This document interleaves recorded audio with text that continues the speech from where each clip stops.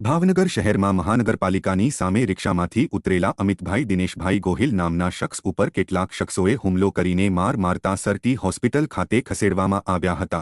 ભોગ બનનાર અમિતભાઈ દિનેશભાઈ ગોહિલે જણાવ્યું હતું કે તેઓ મહાનગરપાલિકામાં જન્મનો દાખલો કઢાવવા આવ્યા હતા ત્યારે રિક્ષામાંથી નીચે ઉતરતા જ પાછળથી રિક્ષા ચાલકે તેનો કાઠલો પકડીને પૈસાની માંગણી કરી હતી જે આપવાની ના પાડતા તેને માર મારવામાં આવ્યો હતો જેથી તેમને સારવાર અર્થે હોસ્પિટલમાં ખસેડવામાં આવ્યા હતા।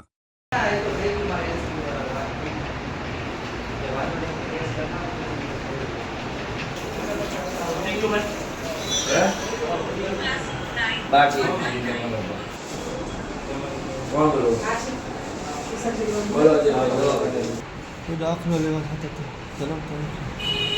રિક્ષામાંથી ઉતર્યો એક રિક્ષાવાળાને ઊભો હતો મારે વાંચી મારે ઓછી પકડી મોબાઈલ છૂટ્યો તો મોબાઈલ આપ્યા તો પૈસા માંગ્યા પૈસા આપ્યા તો મારા હાથમાંથી બધું મારે મારીને સીધો જતો રહ્યો।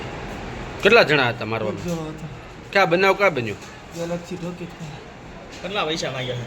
500 રૂપિયા 1000 રૂપિયા પૈસા જતા રૂપિયા જે પીડા હોય કે મારી પાસે કાંઈ છે નહીં કીધું।